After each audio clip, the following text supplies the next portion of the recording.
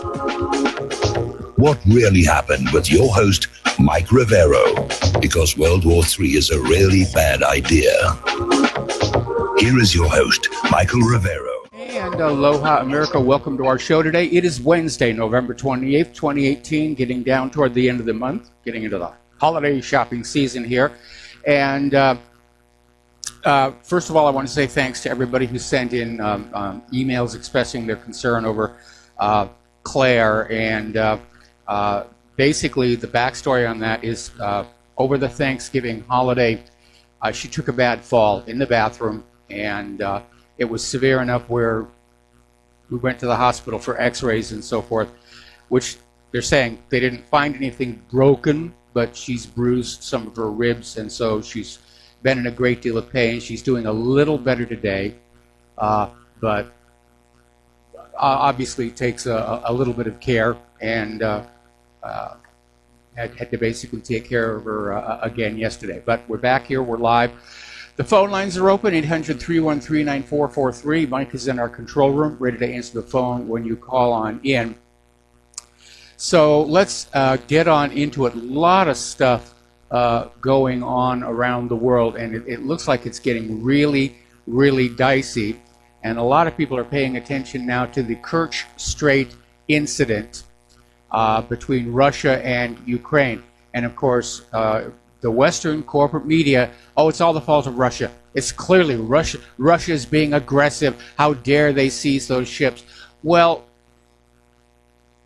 the Azov Sea is Russia's territorial waters, and other countries are allowed to sail in there, but they have to follow a certain protocol. They have to basically radio the Russian authorities and say, hi, we're going to be sailing through the Kerch Strait. We're on our way to this particular port. The Ukrainian ships did not do that.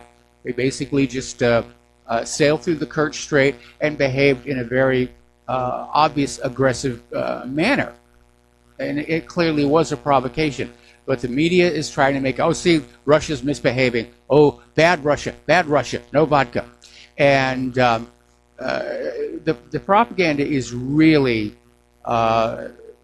cranking up about this. So basically, there were these two gunboats and a tugboat, and the ships were seized by Russia due to the lack of a reply to a lawful demand to stop.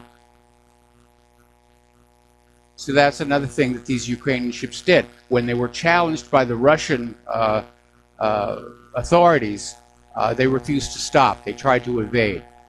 So everyone's talking about brink of war, brink of war, brink of war, brink of war. And even Putin was chiming on in, saying that the propaganda is just so thick. He's saying basically Kiev could get away with eating babies, and the corporate media would find some way to make it sound like it was a good thing. So, Putin's obviously out there trying to make light of it, trying to keep it tapped on down here. But President Poroshenko is out there saying there's a threat of a full-scale war with Russia. Now, of course, he's been screaming imminent invasion by Russia since he came to power back in 2014. And this may be an effort to bolster his chances at the polls, which is coming up soon, or if the poll numbers turn against him, to declare a state of emergency and cancel the elections altogether. Everybody's playing hardball with all of this. But Poroshenko is out there saying there's a military buildup, Russia's coming to get us. And everybody knows who the aggressor is in this. Pepe Escobar is out there saying that the Kerch Strait chaos looks more like a cheap ploy by desperate neocons. And he's basically pointing out that when the Ukrainian Navy sent the tugboat and two small gunboats to force their way through the Kerch Strait, it knew in advance the Russian response would be swift and merciless. Because if you look at the Kerch Strait, it is very narrow. It's a very narrow channel. They've got observers on both sides. This radar covers it as well. And, Russia basically keeps an eye on what's happening there. So, Ukraine definitely provoked this. And the Kerch Strait connects the Sea of Azov with the Black Sea, and to reach Mariupol, which is a key city in the Sea of Azov, very close to the dividing line between Ukraine's army and the pro-Russian militias in Donbass, the Ukrainian Navy needs to go through the Kerch. So what were they trying to do? Are they trying to call it a freedom of navigation exercise, or was it a trial to see if they could just get on through to that dividing line between Ukraine and Donbass to open up a new front? We're really not sure, but it is a dangerous situation. Over at Russia Insider, they're saying that the US, Europe, and NATO risk an all-out war by backing Kiev. And NATO's definitely talking about war. We know from yesterday that Ukraine did this in full consultation with NATO. They had NATO's, I guess you could call it permission or guidance or assessment. We're going to do a shout out to our on-air affiliates who are just now rejoining the network, and we are talking about the Kerch Strait incident here. But you've got the US and the EU and NATO, they're out there screaming Russian aggression, Russian aggression. The evidence is clearly the contrary. Ukraine violated Russia's territorial waters, sailed into the Azov Sea without making a formal request to say, we're coming into this area, we need to go up to this part of the coastline. So it was an intentional provocation, and NATO is now ramping up the rhetoric by suggesting that the Kerch Bridge, which Russia has built over the Kerch Strait, is a threat to Ukraine sovereignty. Now, the bridge does not actually touch Ukraine, it touches Crimea, but NATO is back to that situation of treating Crimea like it's still part of Ukraine, even though the Crimean people voted in a referendum to secede from Ukraine and then voted in a second referendum to merge with the Russian republics. So NATO is still out there. And of course, from their point of view, this is a military issue. Ukraine shares a near 1,500-mile land and sea border with the Russian Federation. This is the longest western frontier with the country, right up on the edge of Russia. So is NATO getting ready to try and put another move on Crimea to fortify that border, to continue to threaten and provoke Russia? Maybe. And it looks like Russia may be getting ready to take steps in its own defense. Apparently, Russia is deploying the S-400 missiles to Crimea. Now, Germany has, through their foreign minister, Heiko Maas, has offered to mediate between Ukraine and Russia regarding the ongoing crisis, although many in the German government are saying Berlin should just step on in to help Kiev militarily. So everybody's already picking up sides on this situation here.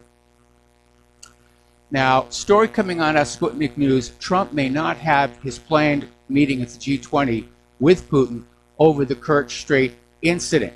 And that might actually have been a major objective of this. And it wouldn't be the first time that a planned meeting between American and Russian heads of state were intentionally sabotaged. Back when John F. Kennedy was president, he was starting to make nice with the Soviet Union. That's something the hardliners in both governments did not like. And he planned to have a meeting with Khrushchev, and just in time to blow that all up, Francis Gary Powers U-2 was shot down or brought down over the Soviet Union. And it was used by the hardliners to say, see, you cannot trust the United States of America, and the deal was called off. So that may be a big part of why this was done. But we'll see what's going to happen in the near future. But again, everybody is trying to exploit the situation for their own agenda. Okay, now, getting on down to Syria, The U.S. military is now saying that they're unable to take out the remaining ISIS fighters in their last stronghold because they've tunneled in. They're hiding in tunnels. And the U.S. military says they think there are about 3,000 ISIS fighters, but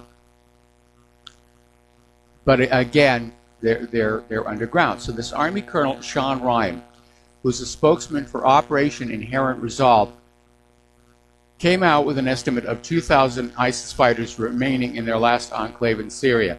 It says it's a rough number. It's not like they can watch through a satellite as they go in and out of a door and count them. But they are dispersed. They're spread out. Now, is the U.S. getting ready to say, okay, our Operation Inherent Resolve is over?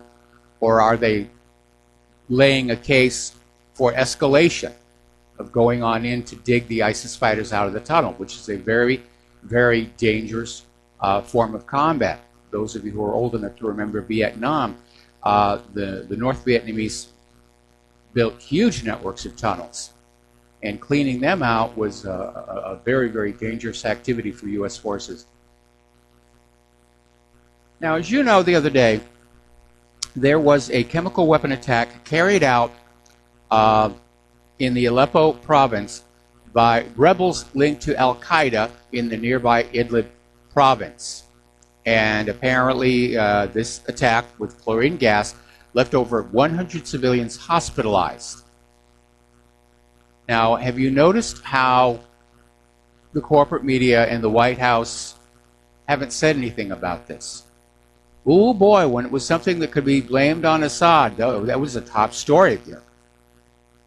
And now you have the rebels being caught carrying out these chemical weapons attacks, which are banned under international law.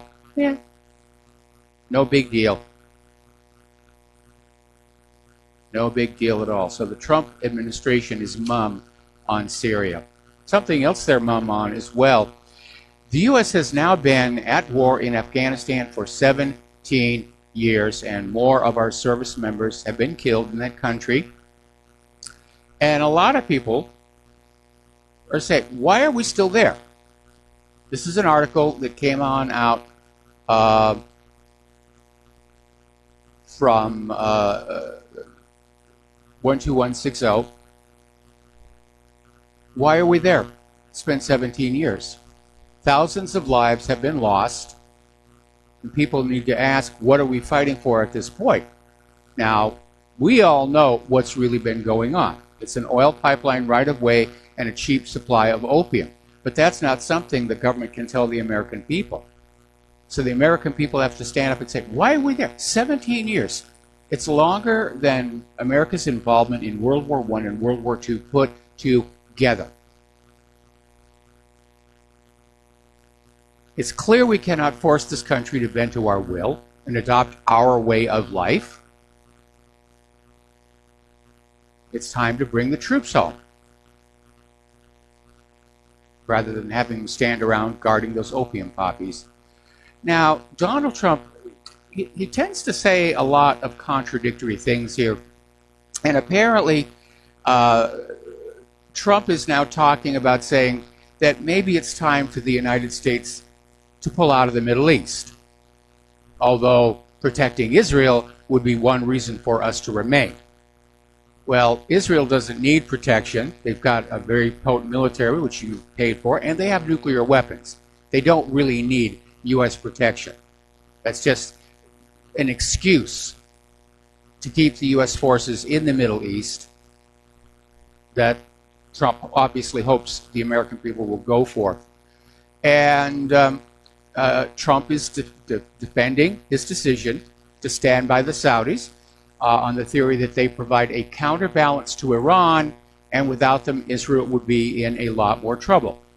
That's simply flat out not true.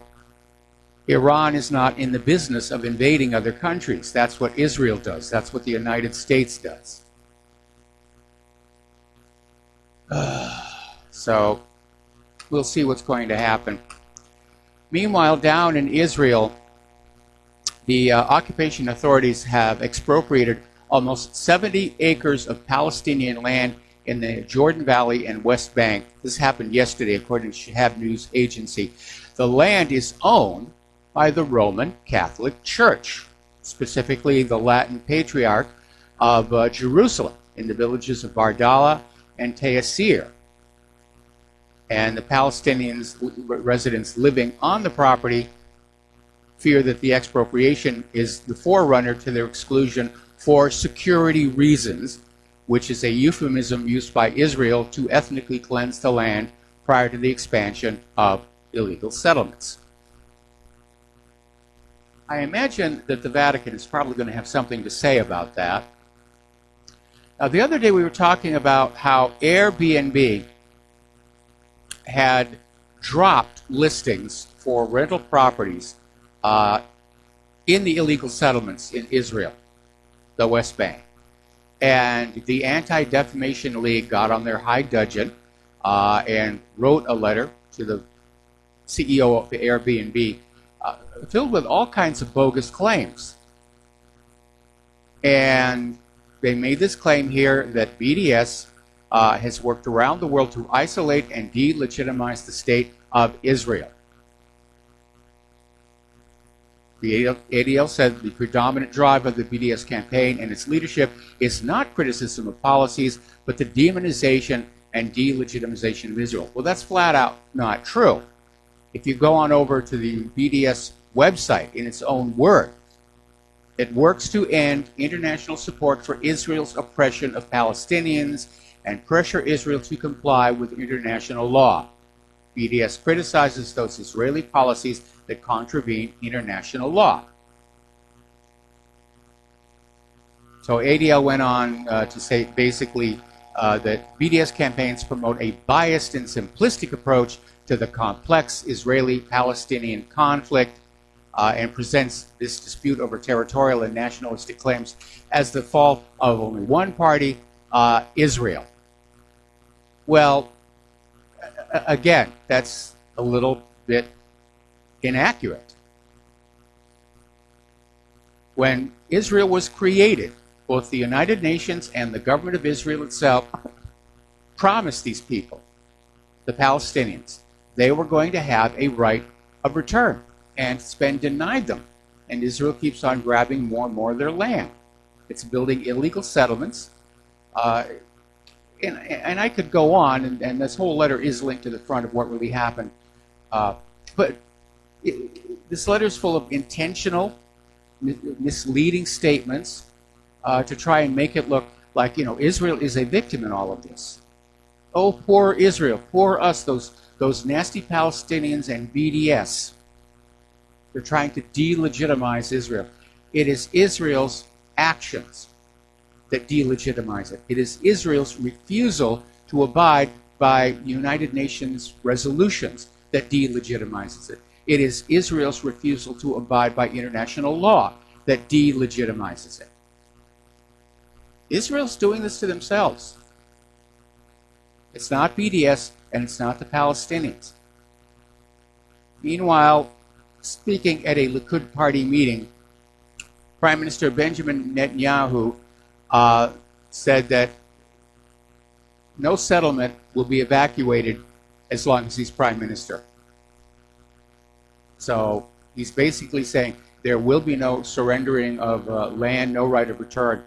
And it kind of makes you wonder, what is Trump's deal of the century actually going to look like? It's basically one-sided. Palestine gives up everything. Israel gives up nothing. And there's a report floating around that Donald Trump is going to, as part of this deal, recognize Israel's sovereignty over the goal line. All right, we're going to take a break for commercials. We'll be right back after these tunes. And aloha, America. Welcome back to our show here. And for those of you who would like to support Republic Broadcasting, and your support is needed and greatly appreciated, the postal address to send a check, money order, or if you prefer anonymity, cash, is Republic Broadcasting Network, 2251 Double Creek Drive, number 302. And that's in Round Rock, Texas, 78664. The phone number where you can make a credit or debit card donation is 800-724-2719, extension 1 during normal business hours, extension 3 at all other times. Okay. So, getting on back to the news, getting on back to Israel here. Apparently, Israel is moving very rapidly to take control of East Jerusalem. Now, remember, when Israel was first created, Jerusalem was declared by the United Nations to be an international city to be shared by 4 of the world's major religions. And Israel has never gone along with that. They want all of the city for themselves. And right now, the area of contention is East Jerusalem, which is supposed to be the Muslim quarter. And they're basically trying to either buy up or expropriate the land. They're arresting the East Jerusalem officials. And apparently, on the 21st of this month, Israel's High Court gave the green light to evict 700 Palestinian residents of the Silwan neighborhood from land they've lived on for decades. And basically, the government, back in 2002, transferred ownership of the homes of these 70 Palestinian families to 3 individuals closely associated with Atarat Kohanim, a right-wing Israeli settler organization focused on taking Palestinian land in Jerusalem. And they did it using a law where Israel government can seize possession of what they consider to be abandoned Palestinian properties. Well, these properties weren't abandoned, but Israel's taken the position that the families living there can't document that they are the legal owners. So it's a land grab here. Over in Yemen, the Save the Children charity are estimating that up to 85,000 children have died from starvation over there. And it may be a conservative estimate. It's based on UN data. And the hunger has affected more than 1.3 million children. So there could actually be a lot more deaths out there. But that's what Save the Children is saying. It's 85,000. This war in Yemen is not a war. It is a massacre. It is a genocide, if you will. And it's just war crimes. Now, Yemen is the Arab world's poorest country, and for 4 years now, it's been ravaged by this bloody conflict between the Houthis and supporters of Yemen's internationally recognized government, meaning the imposed puppet regime.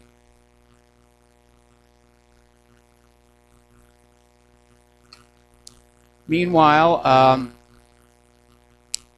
the Trump administration has apparently vetoed a United Nations Security Council resolution that was calling for a limited ceasefire in Yemen, increased humanitarian aid. The Trump administration has said they're concerned about angering Saudi Arabia and that the U.S. cannot support a resolution at the moment. Well, what's really going on here? This isn't about angering Saudi Arabia. I mean, Saudi Arabia, at least the Crown Prince ought to be feeling very grateful right about now. This is not Saudi Arabia's war. This is a U.S. proxy war. Saudi Arabia is doing the bidding of the United States. And the goal, again, is to slam down the people of Yemen and get them to accept this imposed government from outside. Puppet rule, foreign puppet rule, a junta. They call it an internationally recognized government. You know, governments basically are picked by the people who live in the country. Other nations don't get to come in and say, this is a good government and this is not a good government, and we're going to make you accept this government through military force. But that's what regime change is all about. Now, the U.S. went in and did a regime change on Yemen several years back, and the people of Yemen did not like living under foreign puppet rule. and they got together and they kicked the puppet government out. That's who the Houthis are, the people of Yemen who want to run their own country their own way. And so the United States, using Saudi Arabia as a front because of the growing resistance to more wars than the American people, basically went back on in there to smash the place and say, you will accept and love your foreign puppet rulers. Anyway, we got to take another break here for commercials. We'll be right back after these few words. And aloha America, welcome back to our show here. And we're still talking about Israel and BDS. Interestingly enough, out in California at Pitzer College, the faculty have voted to pass 2 motions providing support for the boycott, investment, and sanctions movement for Palestinian rights. And I think what's going on, as you know, Israel has been spending a huge amount of money to lobby on college campuses for people to support Israel and oppose BDS. I think it's actually angering people. This idea that Israel thinks they can come onto a college campus and just buy people's allegiance. Because it does seem like the more of this lobbying they do, the less result they're getting here. Anyway, in the second motion they voted over at Pitzer, they're suspending their academic exchange program with the University of Haifa until Israel stops restricting entry based on ancestry or political speech and adopts policies granting visas for exchanges to Palestinian universities on a fully equal basis as it does to Israeli universities. All right, so we're going to see what's going to happen here. Now, today, there's a classified U.S. Senate briefing by Secretary of State Mike Pompeo and Secretary of Defense James Mattis on U.S. relations with Saudi Arabia. And for some reason, CIA Director Gina Haspel has been prohibited from attending. So I don't know what's going on with that. And it may have to do with the fact that Gina Haspel's CIA earlier this month said, yeah, Crown Prince Mohammed bin Salman ordered Khashoggi's killing. So keeping her out of the hearing may be a display of Trump's temper, or it may simply be that Pompeo and Mattis have gone in with the official Trump version of reality, and they don't want anybody in there saying there may be something else going on. But it is, in fact, really grating on a lot of people how Trump is clearly covering for the Saudis on this matter, especially after the way they went after Russia over the mere suspicion of involvement in the Skripal case. So, anyway, now Donald Trump said he's never actually done business with Saudi Arabia. He doesn't have financial ties to them. Mother Jones said that's not entirely accurate. At one point, the Trump organization did manage a hotel in Saudi Arabia. The other matter is that Saudi Arabia were political supporters of Donald Trump back in 2016.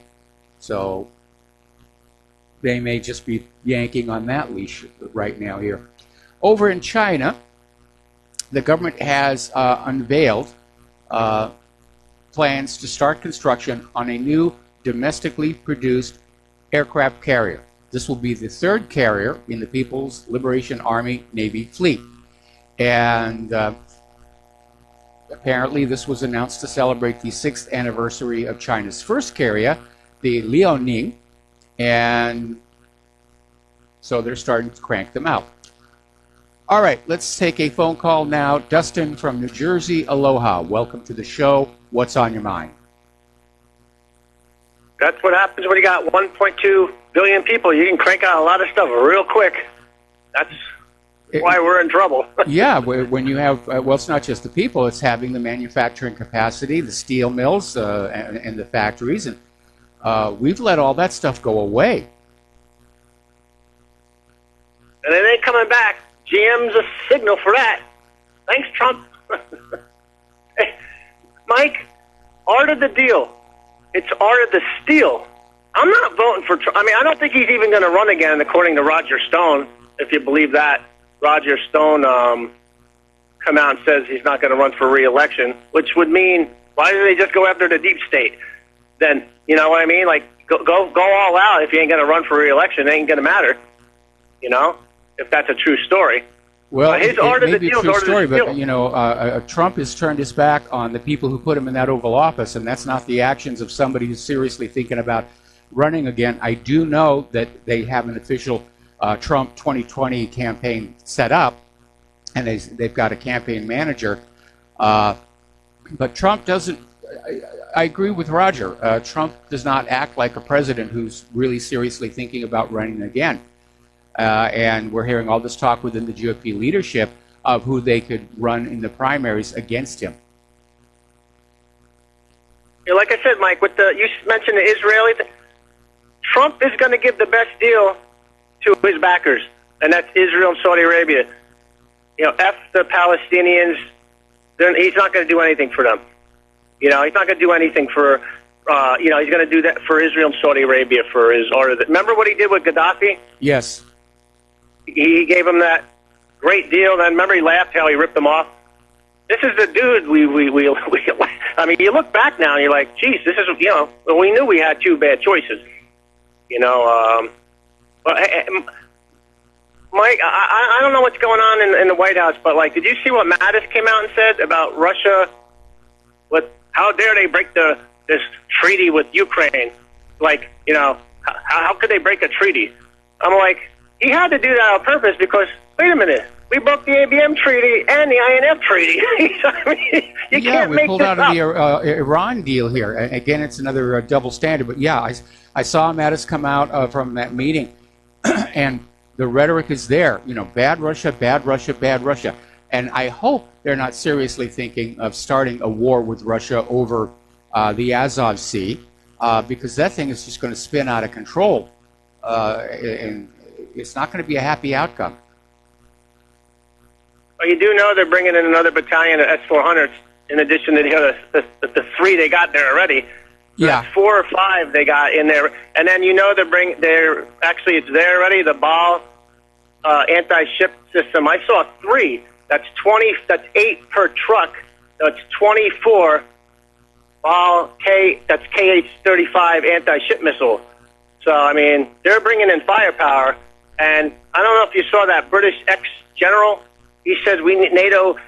No, he said Britain needs to send a ship to, like, you know, to the Azov. I'm like, Azov Sea is like a shallow water. Well, no, it has enough depth to support warships and cargo ships. I mean, I thought it had a lot of shallow areas where it'd be pretty hard to, you know, once you go from the Black Sea into that, I thought it was more shallow areas. It's very more. Well, there are shoals all over the Mediterranean, and obviously you keep an eye out for those on your sea charts and you know, your depth gauge. But no, there's a lot of commerce that goes on in the Sea of Azov. But the big issue is going to be what exactly is the game plan here? Was this done to derail the Trump-Putin meeting? Is this really a prelude to open conflict between NATO and Russia? Is this Poroshenko's desperate grab to stay in power? Or a combination of all three? And remember, he only got 30 days. So that's 30 days. I don't know if he can extend it or he's got to go back to Parliament. But he only got 30 days to pull whatever stunt he's going to do because his election is not till March. Yeah, that's true. He'd have to go back to Parliament to get another declaration of martial law or a national emergency, which means he could very well send another ship into the Azov Sea and provoke another confrontation with Russia. And as long as you've got the Western media are blaming Russia for all of this, you know, it very easily could escalate to a war. Well, I know, like I said, the British have sent a survey ship / intelligence gathering ship. Yeah. But I know they're getting pushed to send something else, so like a frigate or something. So, like I said, Mike, we're on the verge because like you always said, any little thing can happen, and it's just going to touch off Inferno, and eventually, kill us all. Yeah. I mean, that's it. And this didn't have to happen, Mike. You know what I mean? Like, this whole thing has been just a ruse. This whole thing shouldn't have happened in the first place. This Russia collusion, just going back, this is what we've become. I mean, it's just sad. These people are bringing us to the grave, Mike. Yep. That's all I got to say, Mike. Have a good show. All right, thanks an awful lot there, Dustin. And yes, unfortunately, the people who are in these positions of power, leaders of nations and everything, ordinary citizens are just assets, game pieces. They don't emotionally connect with us. They don't really care what suffering war brings to the general population here. Anyway, over in North Korea, they're accusing the Trump administration of trying to stoke a confrontation instead of promoting peace efforts by calling for a UN Security Council meeting to discuss human rights in the country. And yeah, that does seem like a play to derail the possibility of any talks with North Korea. So North Korea's UN Ambassador Kim Song wrote in a letter, reported in the Associated Press, the United States and other unnamed countries are trying to employ all possible wicked and sinister methods to hold a council meeting on December 10th and have UN Human Rights Chief Michelle Bachelet address it. So, yeah, it's another way of bringing more pressure on North Korea. Yesterday, we were talking about, actually on Monday, my apologies, we were talking about how the Pentagon failed its first ever audit. And it was being reported that some $6 trillion can't be accounted for. And I expressed at that time my concern that number might not even be accurate. And that's sort of bolstered by this article that came out of The Nation. And it's basically talking about all these private firms that were hired to audit the Pentagon. And they basically said they couldn't complete the job. The DoD's financial records have so many bookkeeping deficiencies, irregularities, and errors, a reliable audit is simply impossible, meaning they may have misplaced even more than the $6 trillion that we're being told. All right, let's turn to the, apparently the Senate has advanced the bill to yank U.S. support for Saudi-led forces in Yemen. This is considered a rebuke to the White House. There's going to be a fist fight over that one, except that Trump ultimately does have the veto power on that one. And I don't think Congress has the votes to override the veto, but we'll see what's going to happen there. Yeah, Trump isn't acting like a president who's thinking about running again. He stopped caring what people think about him. Anyway, as you know, down in Mississippi, yesterday they had a runoff election from the midterms, and Republican Senator Cindy Hyde-Smith won the runoff, defeating Democrat Mike Espy after drawing intense scrutiny for comments during the 4-week runoff campaign. Hyde-Smith had 54% of the vote to Espy's 46%, 95% of the precincts reporting when AP called the race. And the result means Republicans will hold a 53 to 47 majority in the Senate next year. And it makes Hyde-Smith the first woman elected to represent Mississippi in the Senate. Now, she's going to have to run for re-election for a full term in 2020 after being appointed to fill Thad Cochran's seat earlier this year. Now, not everybody, of course, is happy with Cindy. And apparently over at CNN, one of their regulars, Tim Wise, went on a rant. Now, Wise is billed as an anti-racist activist, but he did not take the Democrats' loss last night very well, and he literally said on the air, the North should have burned the South to the ground.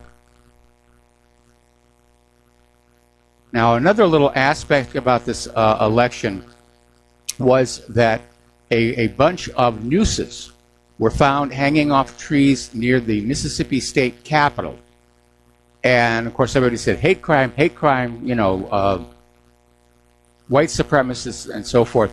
Apparently, it turned out the nooses were put up by a Democratic group to send a message to Republican Senate candidate Cindy Hyde-Smith. You know, at that point, without the white bashing, the corporate media kind of dropped that story. Over at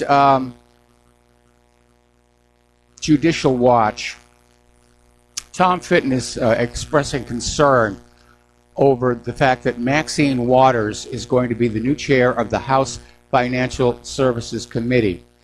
And as you know, Judicial Watch has already filed an ethics complaint against Maxine for fomenting violence, encouraging her drones, if you will, to confront Trump cabinet people in public, which has actually happened. So Judicial Watch basically came out with this article saying that Maxine Waters has this long documented history of poor ethical and moral fitness.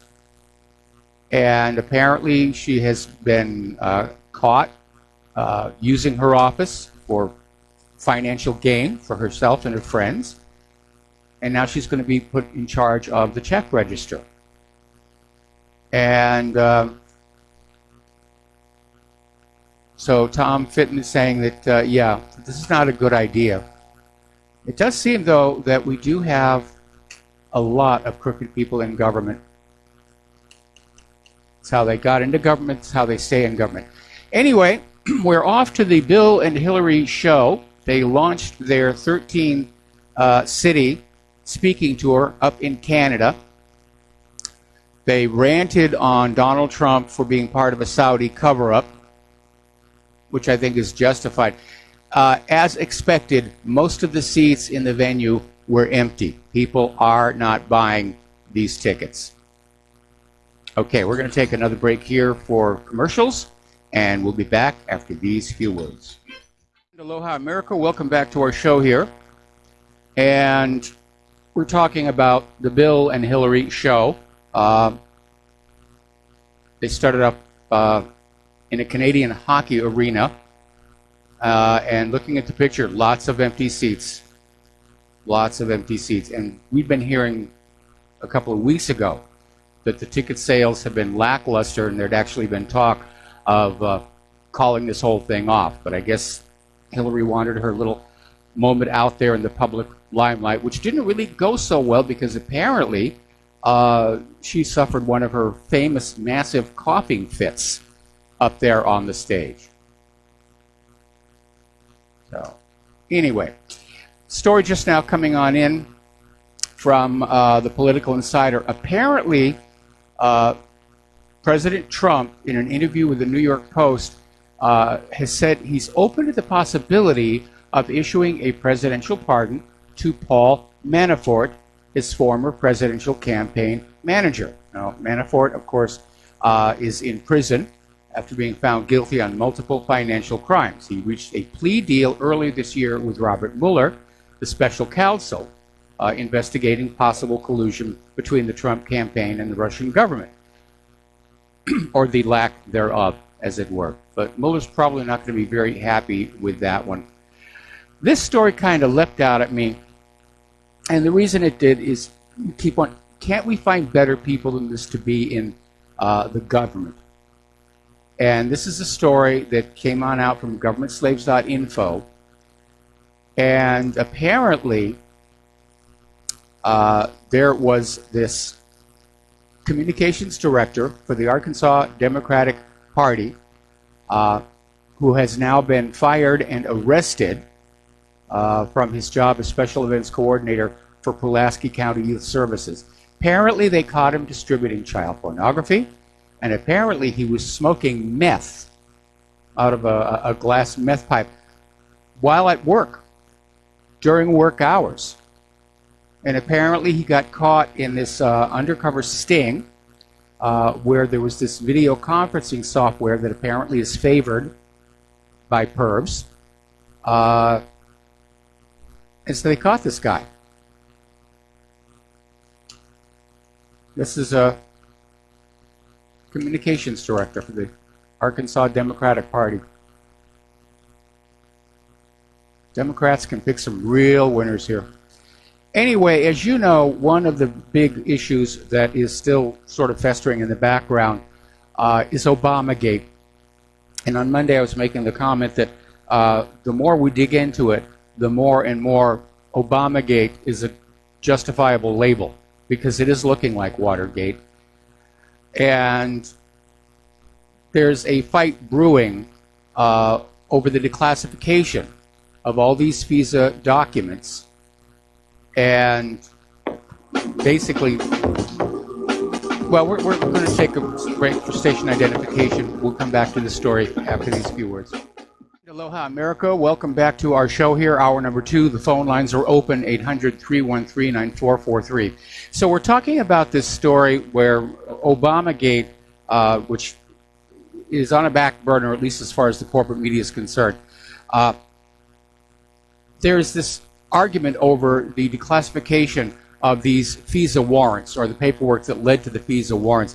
Interestingly enough, the Australian government, British intelligence, have waded on into this argument, and they don't want Trump to declassify the Obamagate documents because they were part of that spy network that was being set up by Obama, and they don't want that to come on out.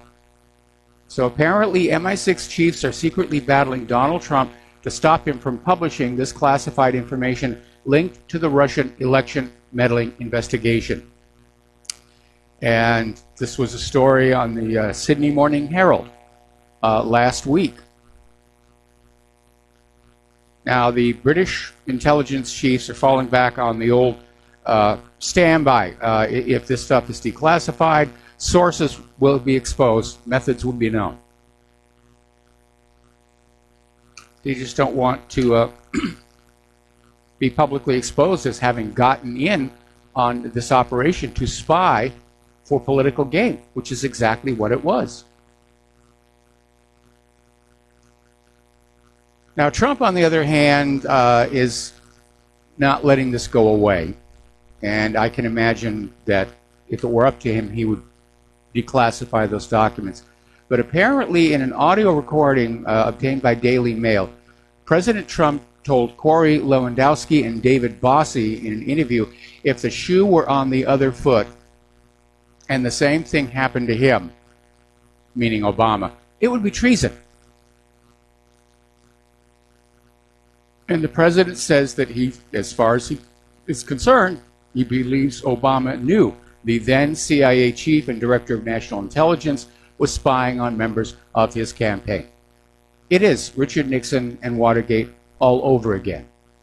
Apparently, Lewandowski and Bossie are in the process of writing a new book, Trump's Enemies and How the Deep State is Undermining the Presidency. That'll be an interesting one to see when it comes on out. And apparently, the authors claim to have documents on the FBI's Crossfire Hurricane investigation on meetings between the FBI and top executive branch members. Everybody's spying on everybody. They're even spying on themselves over there. So, they're hoping to document the fact that this did go all the way up to Obama. And it's Watergate all over again here. Where's the Washington Post when you really need it? All right, so let's talk about the economic news because it's not particularly good. General Electric was founded in 1892, and it was once one of the most powerful corporations on Earth. And right now, it's hovering on the edge of bankruptcy. General Motors was founded in 1908, and at one point, it was the largest automaker on Earth. Now it is closing a whole bunch of assembly lines and laying off approximately 14,000 workers mere weeks before Christmas, we should point out. So if the U.S. economy really is booming, these companies should be thriving, but they're not. What's going on at General Motors and General Electric, retail in general, the U.S. economy is heading into a rough spot. All right, let's take a phone call here from Mark in North Carolina. Aloha, Mark. Welcome to the show. What's on your mind? Hey, Mike. First of all, about General Motors, what they need to do is, if I was president, I'd put a 25% tax on any General Motor car now coming into the United States from outside. I wouldn't necessarily put tariffs on Toyota and Hyundai and all that because they manufacture cars in this country too. The other thing is, I don't know if you heard today. I don't know if you've covered because I just turned you on a few minutes ago. Yeah. Made a statement, I believe, to the Washington Post, but this was another newspapers too, in which he said, he said, we're in the Middle East to protect Israel. Yeah. We don't need the oil anymore because we're self-sufficient. This is a disgrace. I mean, the country should be in uproar. Of course, I don't think there's any. I was at the gym before, and I didn't notice anything about it on the mainstream media there on the TV. So they're probably trying to keep it hush-hush. And I'll see what's later on. I'll start covering stuff around the net to see if the Duran says anything about it, or maybe next news. What's that called? No more news, or something like that. Maybe the American back on what they might say about it. But this is a disgrace. I mean, we don't pay our taxes to defend Israel. We pay our taxes to defend the United States. That's what we have troops for. I wouldn't want. My son was for a few years was in the Air Force. He's out now, thank God. I would not want him to be risking his life. Just like when I was in the Army, I wouldn't want to be risking my life for another country that has nothing really that doesn't do anything for us, other than suck off our, I don't want to use bad words. It just sucks off of us, Yeah. Well, they do. They don't really serve much of a purpose. Israel does not need the United States to defend itself. Okay. They have a very potent military, which you all paid for. They've got nuclear weapons, and everybody knows it. Nobody is going to mess with Israel. It's Israel that is constantly invading and messing with other countries. Right. Yeah, I mean, they're the ones that are starting stuff in Syria. They're the ones that, if the Russians hadn't put those S-300s in there, they'd probably still be attacking Israel. And yet, attacking Syria. And yet, we're risking possible World War III because Russia is involved here, and Russia's there at the invitation of Syria to defend Syria, who was, under Islamist and Israeli attack all these years. Yes. So, that's why Russia is there. So what are we doing? How are we tolerating this? This is absolutely crazy. I like Trump on certain things, but I have a lot of problems, especially with foreign policy. I have a lot of problems with Trump on foreign policy. And I think if you're going to impeach him, this is an impeachable offense. Not the stupid Russian code. This is real collusion. This is collusion with a foreign power that is not doing us any good. And if to put American troops in harm's way, not to mention all the money it costs to keep them there, because you want to defend Israel. Well, like you said, who can defend themselves anyway? This is a crime.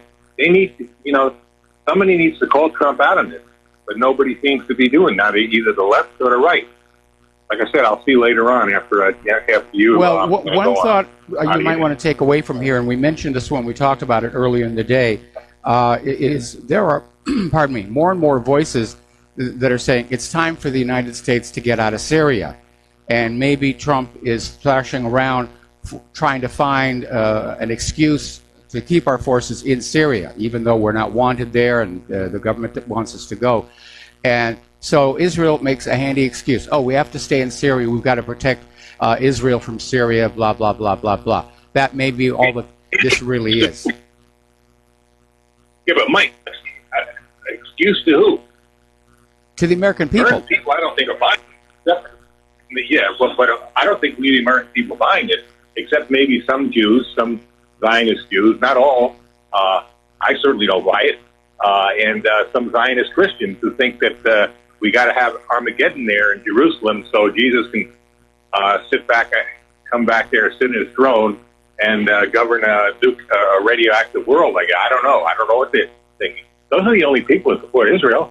I don't think most people. Most people, I think, getting wiser and wiser that this is a leech. This country is a leech in us. Yes. They cause more problems than they solve, and they keep us and they keep us on war footing where we don't need to be in a war footing. Now the Ukraine is stuff. And by the way, you talk about people are it's anti-Semitic. You're talking anti-Semitic. Israel is now selling weapons to Nazis in Ukraine. This is another thing I was listening to. Who was on a net yesterday? I was going on certain things. They're selling weapons to the Ukraine. I think the Duran was talking about this. They're selling weapons to Ukraine. Okay, yeah. Who are governed basically by Nazis. I mean, this is crazy. And yet, if you criticize Israel, you're an anti-Semite, whatever that's supposed to be, because the real Semites, the real Israelis, the ancient Jews are probably more pure-blooded Palestinians than the Jews coming in from Europe, the Ashkenazi Jews coming in from Europe who are mixed with, the Semites, I don't know, what do you call those people, Khazarians? Khazarians, yeah, and there's actually very little Hebrew DNA in the Khazarians because the only Hebrews who actually went to Khazaria from ancient Israel were recruited by the king when he basically declared Judaism the state religion. And so... the Khazarians, they're Turks, really, aren't they? Khazarians are really the Turks, if I'm not mistaken. Part of what would you they're more Turkey, Central Asian. Armenia. Yeah. Yeah, well, that's Turkey, right? Well, no, it's more up toward Russian Georgia. Anyway, listen, Mark, I got to let you go. We're going to get back to the news here. Okay. And thank you for the phone call. We're going to do a shout-out now to our on-air affiliates who are just now rejoining our network.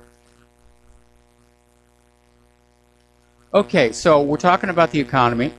We're talking about big companies, iconic American companies like General Electric and General Motors are in serious, serious trouble because nobody has the money to buy their products.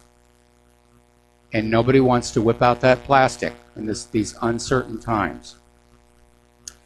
So President Trump, of course, is very angry with General Motors because it was basically a year ago when Trump assured America that the tax cuts meant that companies like General Motors would be able to bring back the jobs. And now, of course, GM is shutting down factories, and they're letting some 14,000 people go. And so Trump is basically calling for General Motors to pay back the federal bailout that they were given. $11.2 billion was given to General Motors. And Trump is also threatening to cut all the electric vehicle subsidies. But Donald, that $11.2 billion, that's not coming back. That's a write-off right there. That money is gone. It's already been spent. And if GM had $11.2 billion to return to you, they wouldn't be on the edge of bankruptcy. They wouldn't have to let all these people go. Anyway, as you know, we're coming up here on the G20 talks down in Buenos Aires, and everybody's getting ready to talk or not talk. As I reported earlier in the program, Trump is thinking about canceling his planned meeting with Putin over what happened in the Sea of Azov between Ukraine and Russia. And again, could have been that was what this was all about. Getting Trump to stop talking nice to Russia. Meanwhile, China's ambassador was meeting with Trump's chief economic advisor, Larry Kudlow. And apparently, Kudlow came on out and said there's really no progress. You know, they're having pre-G20 talks right now, and they haven't yielded any progress. And unless something changes, the administration will move ahead with the next phase of tariffs. And Kudlow came on out and said things have been moving very slowly between the two countries, saying it's up to China to come up with new ideas to break the deadlock. And apparently Kudlow was echoing a report from the U.S. Trade Representative saying there hasn't been much of a change in China's approach. So it's stalemated, and all these people who are being economically harmed by this tariff war will go on being economically harmed. Now, this article coming out of Investment Watch blog is basically China is issuing a warning that a U.S. trade war, which is what this is turning into, could escalate into a Great Depression and possibly a world war. And they're saying there will be a showdown at the G20. Going to be a lot of fireworks down there. Now, the only good news is that right now, Donald Trump and Xi Jinping are scheduled to meet for a dinner meeting this coming Saturday. And hopefully, there might be the possibility of a breakthrough there. But it's going to be very, very tricky. I mean, Trump wants a breakthrough, but he's threatening more tariffs. China is looking at Trump's recent behavior and realizing that he's not necessarily a man of his word. And that's going to make things a little bit trickier as well. Vladimir Putin, as part of his run-up to going to the G20, responded to a comment from the U.S. administration about how, you know, Russia's trying to ditch the dollar.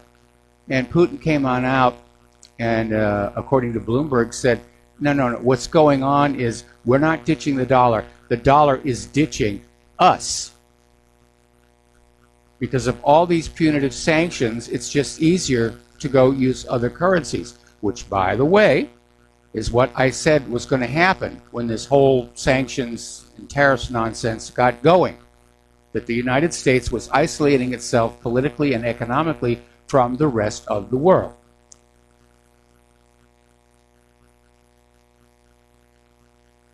Sorry about that, I had to cough. So that's what's going on over here.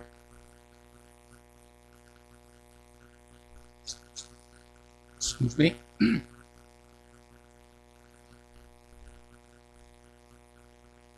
Sorry about that.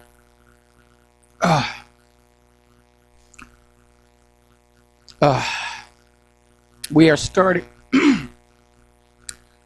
to see all over the world a slowdown in real estate sales. New housing is down. Pre-owned housing is down. Rentals are down. We're seeing it in the United States. We're seeing it in Canada. We're seeing it in Australia. We're seeing it in Great Britain. It is global. And it signals a global downturn in the economies of all these countries. Over at the New York Times, even Paul Krugman is saying that this next crisis will be worse than 2008. So, just try and be prepared for it. Be ready for it here. Okay, as you know, China has been putting together this multi-billion-dollar initiative called the One Belt, One Road. And it's going to be a network of ports, railways, roads, and industrial parks linking through 65 countries, representing an estimated 60% of the world's population and a third of its economic output So far, around 70 countries have signed a memorandum saying, yeah, we would like to be part of this. In Europe, countries like Poland and Greece have signed, but the project is starting to create anxiety that this will give China a lot of influence over a large chunk of the world. And so over in Spain, they have announced they will not sign. An official from the Spanish Prime Minister's office said they will not sign the initiative. All right, we got to take a break for commercial. I got to find out why my throat is acting up, and we'll be right back.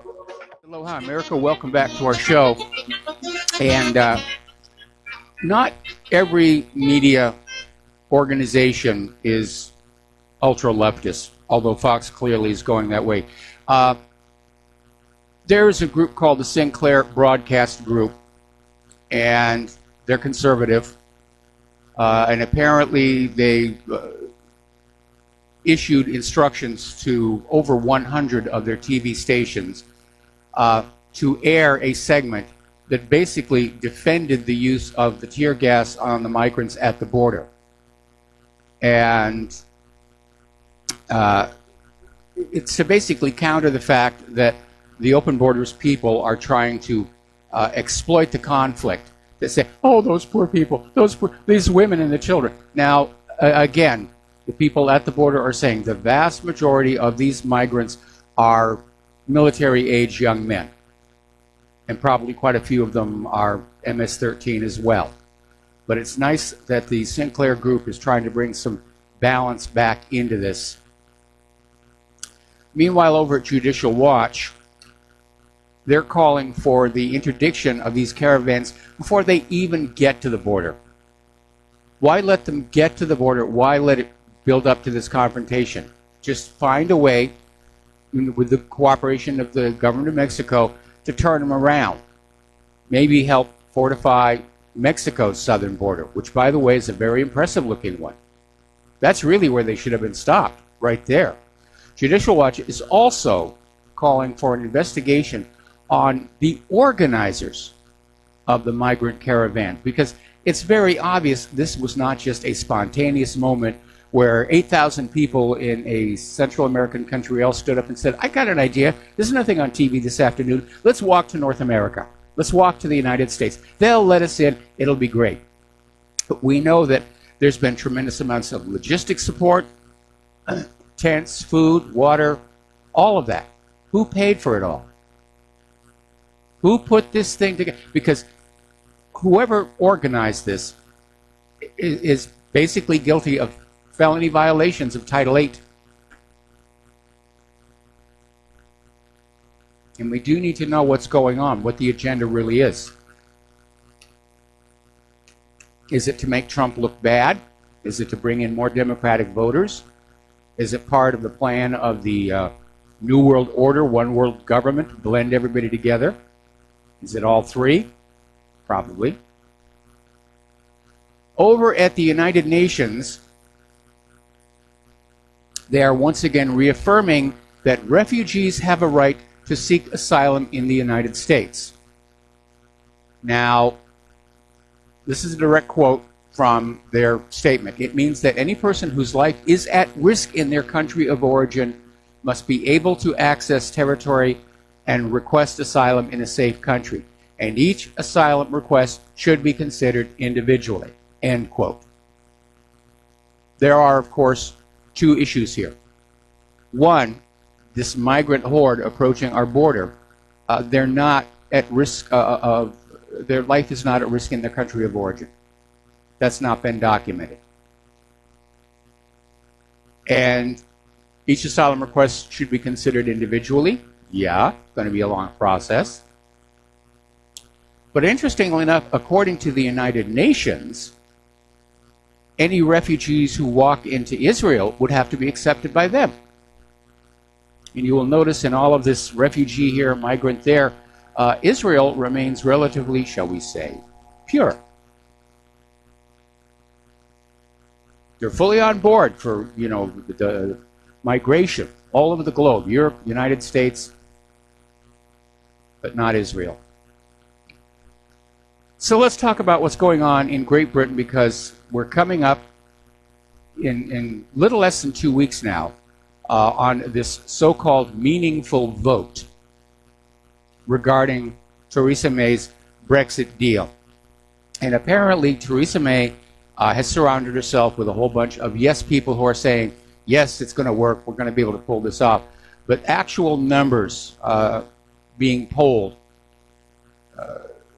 are saying she could suffer a 200 vote defeat in the Commons. And that, of course, would be a hammer blow to her position as Prime Minister. So we're going to see what's happening there. Now, Daniel Hannan is a member for the European Parliament for South East England, and he's out there saying he'd like to support Theresa May's plan, but he can't. It proposes a way of leaving the EU that's exactly the wrong way around. So, and he's saying that the big part is being able to relaunch Britain as a global trader. And the EU's been threatening embargoes. Now, Donald Trump said that when Brexit happened, he would immediately sign a trade deal with Great Britain. I certainly hope he keeps that one up. Anyway, I got to take another break here. Be right back. And aloha, America. Welcome back to our show here. And my apologies for the coughing back there. But something got caught in my throat. I don't even know what it was. We're talking about Brexit, and we're coming up on this vote, this meaningful vote in the Commons 12 days from now. And it's obviously a contentious issue. The Remainers have been trying to find some way to sabotage this deal and undermine the will of the British voters, and that could be a very dangerous thing, because if you look at the way people in a lot of countries right now are protesting and rioting, the whole world is on edge. Ukraine, France, places like that. I think if Brexit is derailed or stopped, I think there will be violence in the streets. I don't want to see it, but I think it's a very, very real possibility. Now, speaking of France, Macron is slamming the people protesting the increase in fuel prices, which was part of a larger green agenda. And Macron is out there saying that he wants to close 50% of the nuclear plants and make France carbon-free by 2050. The two are obviously at cross purposes. And he's out there declaring he will not be forced into changing his policies by protests which are being led by thugs. So it's getting ugly over there. Now, part of the problem here is there has been a strike against the French oil refinery. And as a result, diesel is now in short supply, not just in France, all over Europe. And this refinery is the biggest one in France. So they're just closing it down. So anyway. All right. Now, there was prolific French writer Renaud Camus coined the theory of the Great Replacement. And he told Breitbart London that these French protests are about more than the fuel prices. They're a grassroots reaction against the Davos elite, who view working people as worthless human Nutella. And the other day when we were talking about this, I said you can push a population and treat them badly, and then all of a sudden it'll be one thing that sparks it off. And apparently the French people have been getting the impression that their government doesn't see them as people, doesn't respect them as human beings. We have a lot of that here as well. And, pardon me. So this Mr. Camus was saying, there is more substance to the Yellow Vest movement, which is supported by 77% of the French population. It's not just fuel taxes. It's about the lack of respect, general exchangeability, being treated by managerial politics like an object, a product. So there we are. Now, Emmanuel Macron himself wanted to be a player on the world stage and was out there grandstanding a lot, but these protests are working against him. They're showing the world that France isn't a well-managed country. And frankly, we're seeing that in many of these European Union nations where there is that push for further integration with Brussels and open borders. And I think a big part of what's going on all across Europe, again, does relate to those open borders. Because ordinary people, the ones who are already feeling like they're being treated like objects, they're fed up with it. Polls are showing all over. People are just fed up with the illegal immigrants, refugee problem. And they resent being forced further and further down that way. Now, Donald Trump has done something that I find to be absolutely appalling, and I'm trying to figure out what he ultimately is going to do with this. And I have a theory. Trump is trying to abrogate long-standing legal international treaties signed by previous U.S. presidents with sovereign Native American tribes. In other words, he's trying to take away their sovereignty. Now, the Trump administration is using a requirement that Medicaid recipients work in return for health benefits to deny American Native tribes the right to govern themselves as sovereign entities. The Trump administration is basically saying Native Americans are no longer a racial group, or rather a tribal nation. They are a racial group subject to federal law.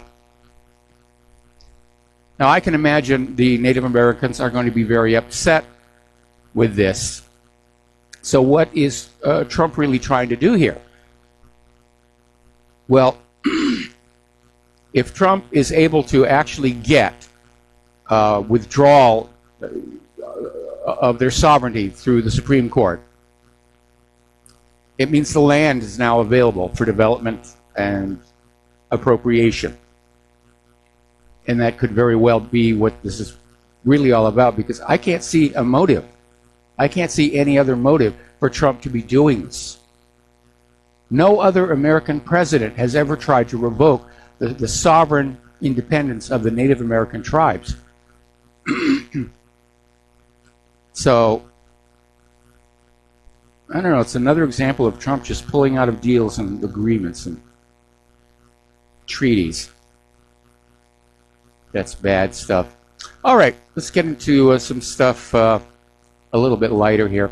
Apparently, Apple is slashing iPhone orders for the second time because sales are stalling. And apparently, demand for the iPhones is worse than previously thought.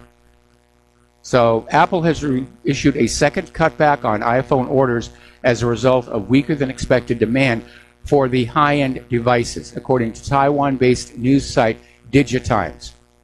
And that follows early reports of production cuts for the iPhone XR and XS. Now, the XR is the so-called low-end phone, and they're already cutting the price on that. It's too expensive. This economy cannot support something that expensive as a phone.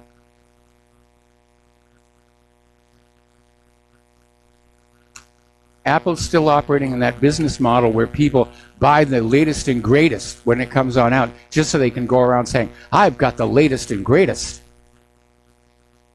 Can't do that in this day and age. It just doesn't work. Anyway. Okay, story out of the Daily Mail. Google is saying that 150 Play Store downloads have been discovered to have hidden malware. Now, the malware does not infect your Android phones. It infects your computer, your desktop, when you plug in your smartphone. So,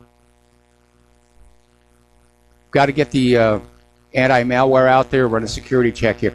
What Claire and I do is we have the little wall chargers. So we're not constantly plugging our phones into the computer. It's only when we need to like update an iTunes or something. Plus, we don't do games. All right, apparently Google Maps has been targeted by criminals. And as you know, one of the things that Google Maps and these other websites that provide these services do, you can search for something. You can look for something like auto repair.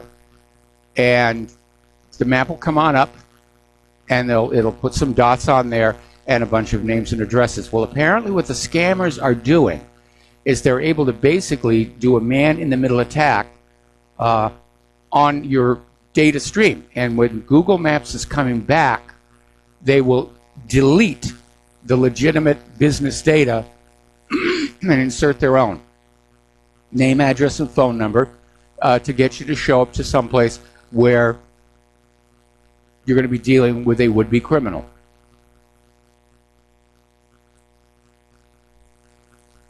Okay. Apparently there was a little bit of an upset yesterday at Walter Reed National Military Medical Center where there was an active shooter alert. And at first the Navy came on out and said, no, it was an improper use of the alert system. And it sent out these false reports. Then later on they said it was some kind of a drill. But it was a false alarm here. This next story is one of the reasons why I do not like to go to doctors. And again, Daily Mail. Johnson & Johnson knowingly sold a faulty vaginal mesh implant that left tens of thousands of women in agony. And there's this new report that has come on out, and it basically involves leaked emails, internal emails, from Johnson & Johnson. And they reveal executives at the company had been briefed. The product has flaws. It won't keep its flexibility. It can get extremely rigid. It can inflict serious pain and would be near impossible to remove. So this product was launched back in 2004, and a number of the staff tried to warn management, this is not a good product. And Johnson & Johnson management launched it, promoted it, and over the next 7 years, tens of thousands of women unwittingly followed their doctor's advice to undergo the operation that would change their lives. Now, it's one thing to have an accident, to say, oh, we should have looked closer, we should. These people knew this product was going to cause pain. What were they thinking was going to happen? 3-4 years down the road, they're in pain. Oh, that's going to be good for the doctor. We'll figure out a way to get it out. We'll sell them another mesh, a new and improved mesh. But apparently there is a series of lawsuits, and I would like to see those people in management held personally accountable. I really would. Okay.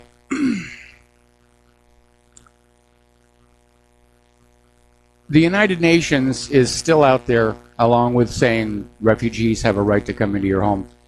They're still out there pushing climate change.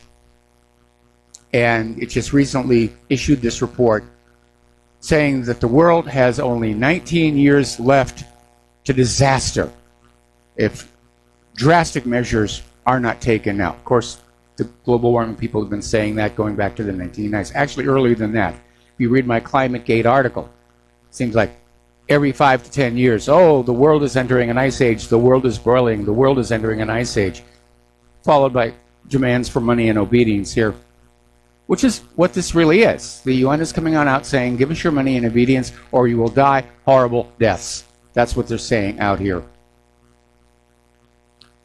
Now, the reality is that we're in a period of global cooling. And contrary to the propaganda that was being thrown at us by the global warming cult, warming isn't the problem. Cooling is. One of the bits of creative Wikipedia editing that was going on by the global warming people was to try and downplay the fact that the Roman and medieval warming periods were actually times of great bounty and prosperity.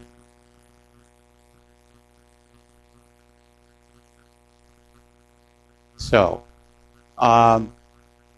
story that came out of Lou Rockwell, basically saying, yeah, there's going to be cooling for a while now, and it could trigger famine. So, anyway, apparently they have a problem up on the International Space Station. Because apparently scientists have discovered 5 different varieties of Enterobacter, which is a bacteria, were found in the space station's toilet and exercise area. Now, obviously, they rode up to the space station with the various crews here. But the interesting thing is that these bacteria really like being in space.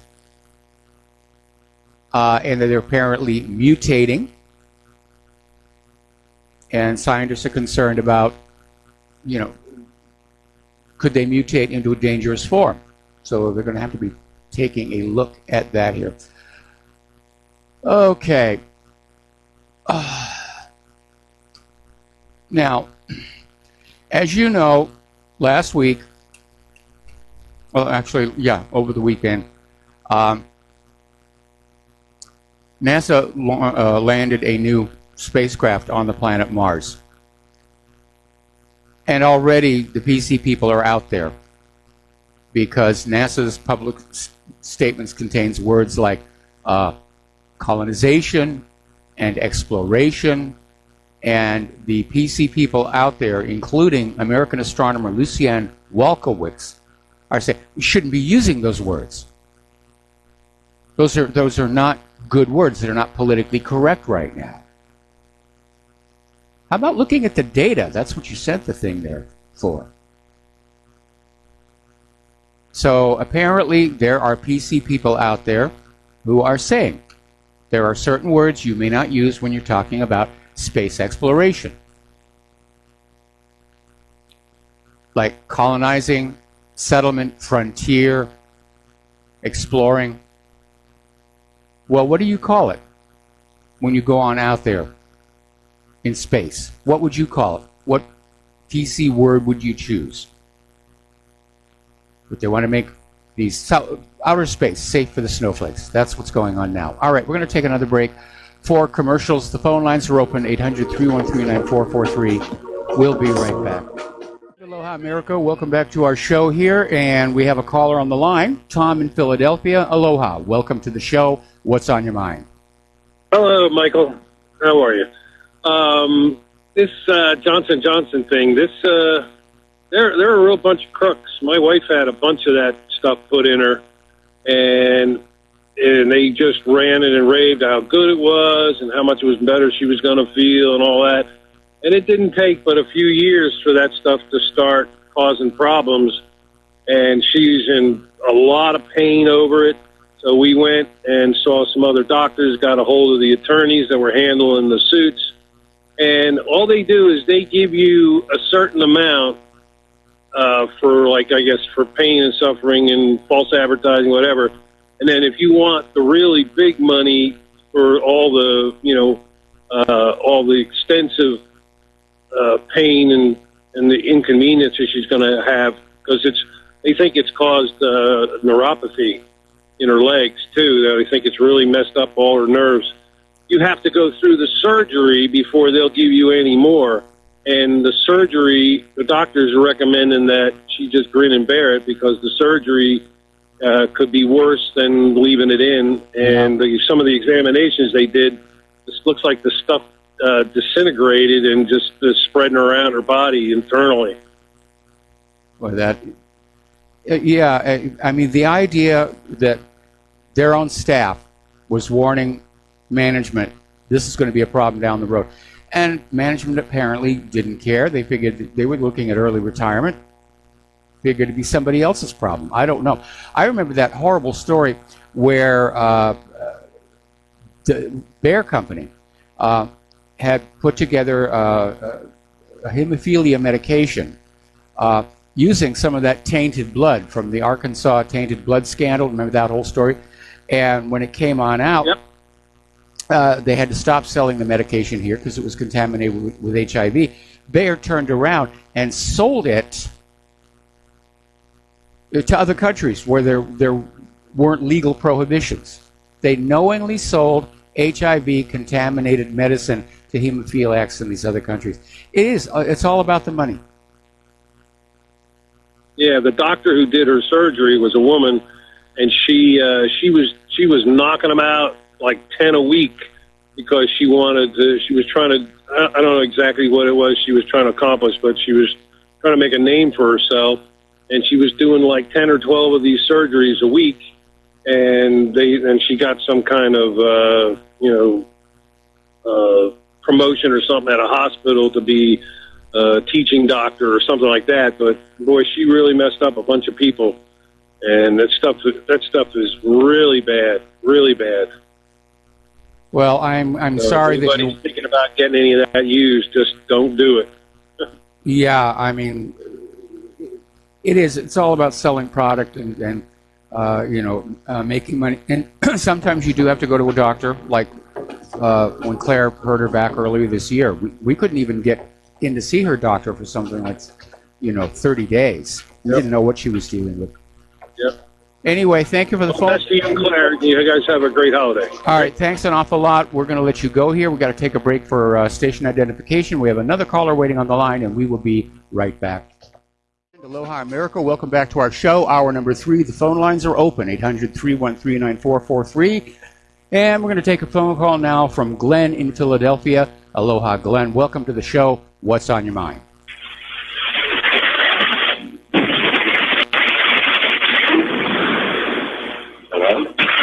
I'm getting a lot of noise here. This is not a clean connection. Mike, can you hear me? I think I got it now. Okay, I hear you now. Yes. What's on your mind today? That was really weird. Mike, I have a bottle of toilet bowl cleaner that I picked up at the dollar store, and right on the label it says effective on Escherichia coli, typhus, dysentery, and extraterrestrial Andromeda strain Enterovac. Well, somebody's got a sense of humor. NASA pays way too much if they said a couple bottles of this stuff and a couple dollar store toilet brushes. None of this would be had. Well, I don't know how successful they would be with the toilet brush in weightlessness here. The issue isn't the bacteria that are there now. The concern is that in that weightless environment, they appear to be mutating more rapidly than would be the case here on Earth. Right? I never pictured the Andromeda strain getting to Earth this way, But anyway, I had one other more controversial thought, and that is, I don't know about you, but it seems to me things in the media are getting very murky now. With this stuff going on with Ukraine and Russia and the whole boat incident, and that's being the various contradictory stories about the boat incident being told, and the stuff with Saudi Arabia, Israel, and the U.S. Everything's waters are very muddy right now. And I, for one, am a bit frustrated about all this constant hype about the Khashoggi assassination, which is horrific. It's horrible. Well, what about all the Yemenis and Sudanese who are being killed? And, all these Shiites from poor, Muslim African countries being killed off by Sunnis. I mean, this is an internecine war on poor people with the wrong religious doctrine. And yet they're focused on one man, Khashoggi, and yet these other people are dying by the thousands. It's just unconscionable not to address this. Well, like I said, I think the thing with Khashoggi was an effort to force Crown Prince Mohammed bin Salman from power, and it's failed. And the primary reason it failed is Trump is standing with him or with Saudi Arabia. And he was very honest. He came on out and he said, look, Saudi Arabia buys a lot of stuff from us. They buy a lot of weapons. And if we put pressure on the Saudi government, they'll just go buy things from Russia and China. Apparently, there is actually a nuclear reactor deal that's being set up between the United States and Saudi Arabia for 16 nuclear power plants. So that's a lot of money there. Yeah. Right. And those things never produce a penny of profit. They're always operating in the red. And dangerously so as well.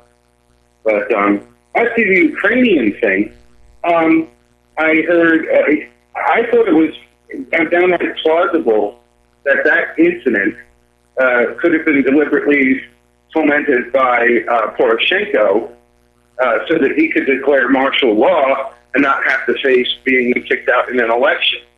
Because he's, the story is that he's fixing to get his posterior waxed in an election. Yes. So instead he finds a way to institute martial law.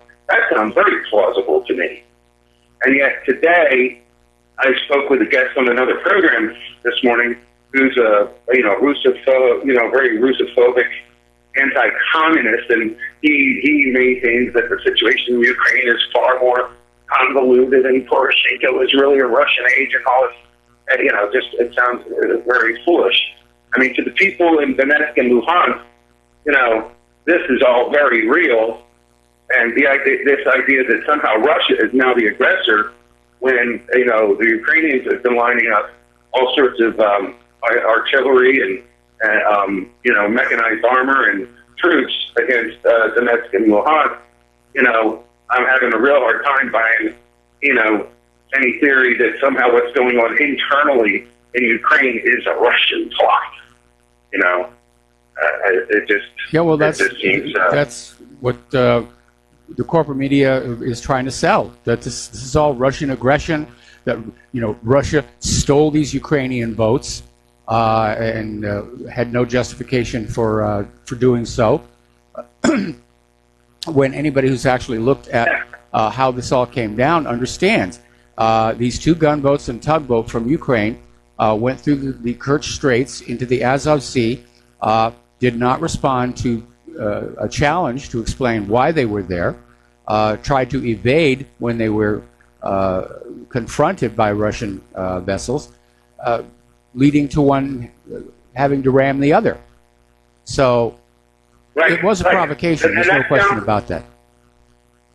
That sounds like it to me. And yet this fellow was insisting that these boats were just navigating through the strait, minding their own business, and these big mean Russians came up and assaulted them. And it's like, man, I'm sorry. I'm not seeing Russia, Iran, Syria, or Yemen as aggressing on anyone at the moment. The aggression seems to be coming from elsewhere. Okay. I'm watching on Fox News now, and everybody's blaming each other. U.S. is blaming Russia for the conflict. Putin is saying it was Ukraine's fault. This could really turn into something really ugly. And again, certainly Poroshenko is going to try and take advantage of this to either increase his standing in the polls or, again, call off the election.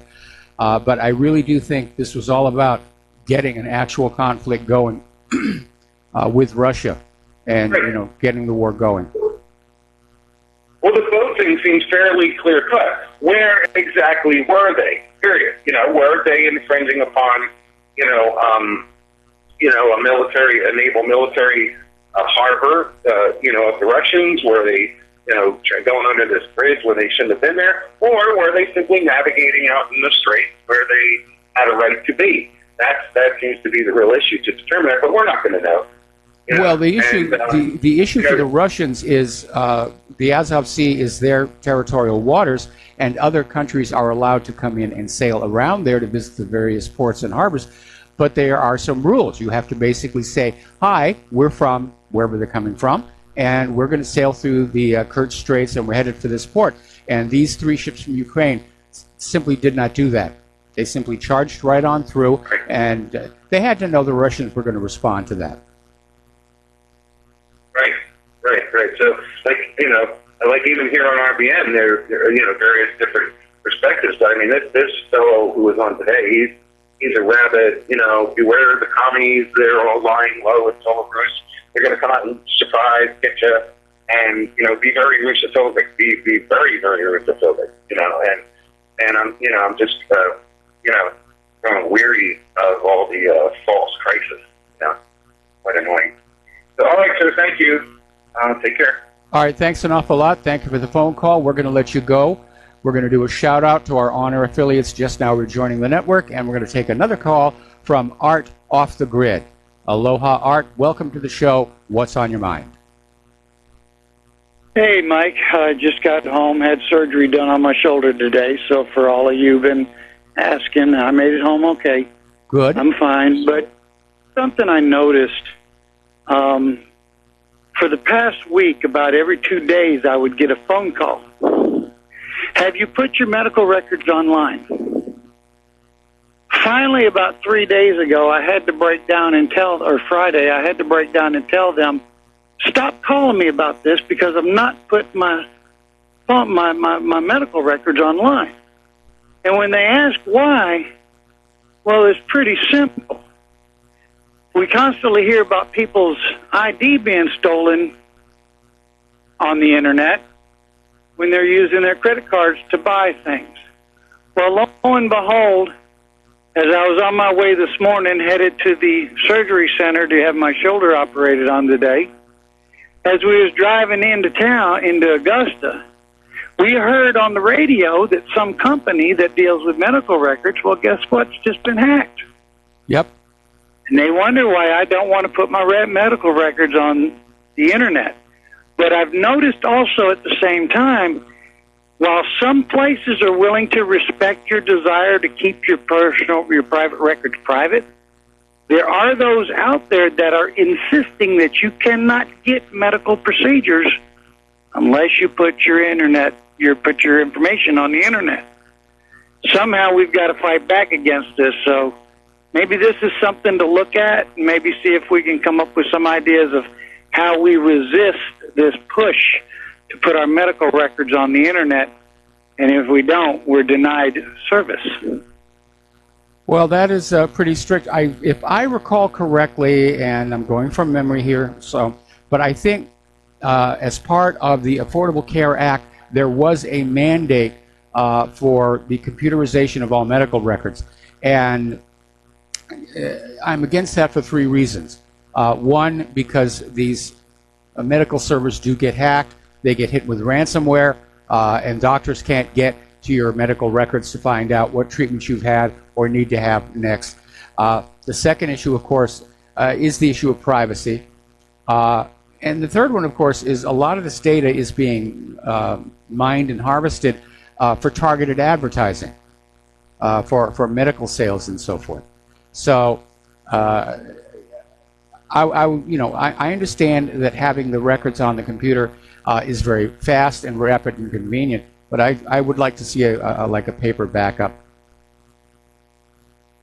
Yeah, there's got to be some kind of pushback, because this desire to go completely digital, I think, is a really, really bad idea, especially for people like me who are proactive in protecting our information. Yep. We need some kind of pushback against this so that we ensure that people like myself are able to use paper records and not be compelled to risk our medical data to just anybody out there looking to do no good. Thanks, Mike, and you have a great one, man. All right, thanks an awful lot. We're going to let you go. The phone lines are open again. And let's see. Oh, this is interesting. Apparently, there was a major riot in central Kiev. 200 nationalist militants took over an entire shopping mall. The police made one arrest. Okay, let's get on back to the PC arena, as it were. Believe it or not, the Dorchester Historical Society, okay, was forced to pull an ad for Christmas because the snowflakes got offended. And the ad basically said simply, "Dreaming of a White Dorchester," which was obviously an homage to White Christmas, and was one of several ads that changed the words of famous and traditional Christmas songs to include Dorchester. Another one of the ads read, "May your Dorchesters be merry and bright." But apparently the snowflakes said the ads were racist. Apparently the offending word was white. Well, I could be the one to break it to you. Snow is white, for the most part. Now, as we are coming up on Christmas, once again, we're hearing the debate start up. Should people say Merry Christmas or simply say Happy Holidays to be more inclusive? And there's this idea of being inclusive. Let's be honest. Christmas is a religious holiday. It is intended for Christians. And there isn't necessarily a need to be inclusive to people who do not follow that religion. So I think this idea of saying Happy Holiday and, so forth, went overboard, way over the shark. And now the other one, of course, is when you have an office Christmas party, should that be called a holiday party? Well, yeah, because there you have more of, shall we say, a captured audience. Now you're really going to like this one. Apparently,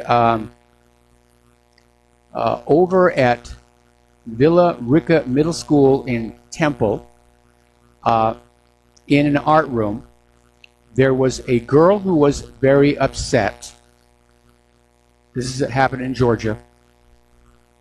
And another student, another girl, just gave her a comforting hug and was immediately written up by school officials for inappropriate displays of affection. And so the mother went on TV to basically say, this really is getting ridiculous. Now, fortunately, it was the punishment was a written notification. You do not do this. It amounted to a warning here. But what are they doing to our kids in those schools? We already know what Common Core was doing there. This draconian, not allowed to touch. The student was upset. This other student wanted merely to comfort. They were both girls. There's nothing sexual about it. School administrators, they just got in high dudgeon. All right, over in New Mexico, the CDC has confirmed yet another case of this mysterious polio-like disease that we dare not call polio, and acute flaccid myelitis. That's what we're going to call it this time. And still trying to find out where it's coming from, or at least confirm that it's not coming from the polio vaccine, which seems to actually work. Now, this one is going to get kind of a lot of people thinking. Apparently, as you know, there is no one Bible. There are different variations of the Bible. There's the King James, what most of us were raised with. The Schofield Bible, the new, I think there's about like 10 or 20 I haven't been keeping count. There's a new one out, though, and it's called The Woman's Bible. And it was the brainchild of two theology professors from Switzerland. It started being sold last month. So this Lauriane Savoy and Elizabeth Parmentier of the University of Geneva joined forces with 18 other women, half of them Catholic, the rest varying denominations of Protestants, to create a version of the Bible that is applicable in the age of the hashtag #MeToo movement. And one of the things that they're doing is challenging traditional interpretations.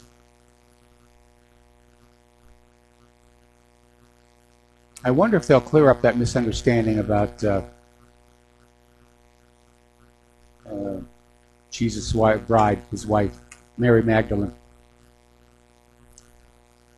Down in Florida, Raimundo Atiesano, the former police chief of Biscayne Park, Florida, is being sent to prison for 3 years for framing 3 innocent black men. And Atiesano told a federal judge that, yes, he made some bad decisions, but he basically directed his officers to frame innocent men in a series of unsolved burglaries. And apparently he did it to please community leaders and to boost property values up by making it look like crime was being taken down. So he got 3 years for that one here. Okay, we're coming up on another commercial break here. We have a caller waiting on the line when we get on back here. And get our show finished up here. I'm still thinking about that Johnson & Johnson story. That really makes me angry. We'll be back after these few words. And aloha, America. Welcome back to our show here. And we've got a couple of callers on the line here. Let's start with Al in West Virginia. Aloha, Al. Welcome to the show. What's on your mind? Aloha, Michael. Hey, I just wanted to, you jump back to the school thing. I just found out here a couple of weeks ago that we have high school students, boys, that wear dresses to school, and they allow it. But you can't wear a T-shirt that has a gun, says Winchester or something on it. Yeah. It's a messed up world. And then they also, it is, and I can't believe it's happening here in West Virginia. As macho as West Virginians have always been, it's just unbelievable to me. I thought they was kidding me. No, it's true. Then I found out also that they have sleepovers once or twice a year with the girls and the boys all together, where they like a slumber party type thing. So that's all I have for you, but I just thought I'd bring that out there. I don't know what's going on in these other states, but I couldn't believe it when I heard it, about these boys wearing dresses to school, Yeah, that's... And in some states, students who claim to be the opposite gender are being allowed to use the showers and locker rooms. So you have girls using the boys' locker room and boys using the girls' locker room. Absolutely. Right, absolutely. That tells you we've been infiltrated by another group somewhere. Well, it's just liberalism gone wild. It really is. Anyway, thank you for the phone call, Al. We're going to switch over to Rick in Arizona. Aloha, Rick. Welcome to the show. What's on your mind? How am I coming in? I can hear you. Can you hear me? I hear you. Okay. Okay, Roger Stone is on my mind. Have you ever heard of the term a Marxian victim? No, I don't think I have. Okay, a Marxian victim is somebody who blames his enemies for what he is doing. Okay, now, who is Roger Stone? Roger Stone is on a network that's fighting the globalists, right? Now, where was Roger Stone in the 1970s? He was with Nixon and Kissinger hoping and helping to open up China. Now, who is the globalist? Now, I watched an episode of Hawaii Five-0 about 3 months ago from the old days, where Steve McGarrett was investigating a rare art smuggling ring. Yep. The head of the ring planted a piece of evidence in the possession of Steve McGarrett, and the mafia tried to make Steve McGarrett look like he was the smuggler behind the smuggling. And this is what Roger Stone and InfoWars and everybody's going after Mueller. They're trying to make Mueller look like the criminal. It's called the Marxian victim scenario. So I think you're really taking, first of all, we call it projection here. I mean, the fact of the matter is that Mueller's investigation was inappropriately started. It's not in compliance with the special counsel statute. He's gone for almost 2 years now, millions of dollars. He has found nothing. It is a witch hunt, and it is time for it to go away. Okay. All right. I'll make one more comment and I'll hang up. How do we know he's found nothing? Now, Donald Trump could not own a casino in Nevada because he had too many organized crime connections. So it is fair to say that whatever they're investigating, if they don't have nothing, they have nothing. But Nevada would not let Trump come to town. Okay? So I don't tell me that there's nothing there. There could be.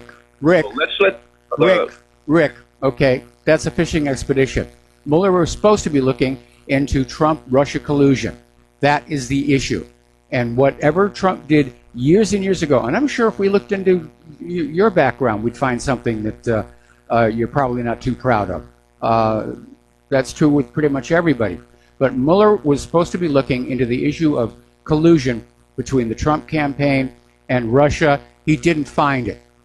And if they'd found anything, they would have gone public with it right before the midterms to help the Democrats. We'll see who has the last laugh, Mueller or Trump. Okay, thanks for taking my call, Mike. All right. Thanks for the call. We're going to let you go. You know, we've been hearing this thing, don't you wait, don't get impatient. Mueller's coming out with a report. It will be devastating. I saw one of those just this last Monday. You know, Mueller's about to come out with a report. It's going to be terrible.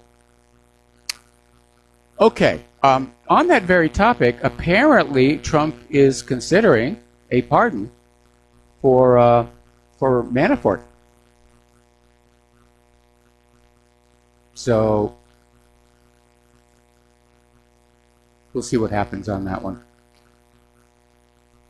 All right, we're coming up here on another commercial break, and we'll be right back after these few words.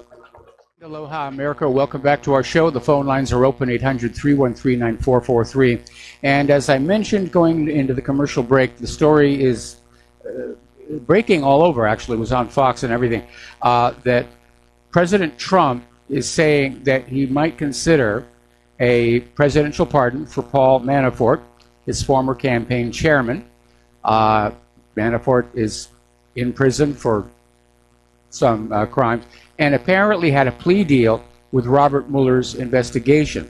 That plea deal has now apparently, as of Monday, fallen apart because apparently Manafort was caught once again lying to the investigators. So it's a mess, and already we're seeing media like The Hill is out there saying this would be it. We can impeach Donald Trump for this. We could get a conviction for this. So I'm presuming Trump's lawyers are going to say basically the same thing. And it is a bit of a mess out there. What can I tell you? Down in Texas, lawmakers are trying to put through a bill, House Bill 357, the constitutional carry bill, which would no longer require gun owners to complete the process for a handgun license in order to carry their weapons in public. It's legal, open carry. And I'm glad to see more and more of these states are standing up for the rights of gun owners, which means we can expect a faked mass shooting at any time here. Okay, let's see. The other day we were talking about this terrible, terrible tragedy. Lion Air flight with a Boeing 737, Lion Air Flight 610. And apparently, before it actually crashed into the Java Sea, data recovered from the black box is saying this airplane went into a nosedive more than 20 times. And apparently, the anti-stall sensors repeatedly tripped off, saying the plane was on the verge of stalling, and the autopilot would put the plane into a dive to pick up airspeed. So these angle of attack sensors measure how well the plane's nose is positioned against the oncoming air. The sensors malfunction, pushing the aircraft's nose down 24 times in the span of just 10 minutes. That must have been a horrific experience for those poor people. And according to the investigating authorities, they're saying that the flight crew literally were fighting continuously to keep the plane level until the final crash. Alrighty, interesting little story that came on out. Apparently, between 6,000 and 10,000 churches in the U.S. close every single year. It's running an average of about 100 every single week. And people are saying, well, why is that? And there are a variety of reasons why that could be happening. Less rural populations to support small town churches, more people moving into the urban centers. More people are getting their religion over the television set. But the fact is that religion itself is declining. People just aren't buying into this anymore. And I think a big part of it has to do, of course, with all these scandals about priests sexually molesting children. That's not going to help your image. And I think as hard as religion tries to stay relevant, by its very nature, it's terribly out of sync with the 21st century world. So it is a problem out there. Okay.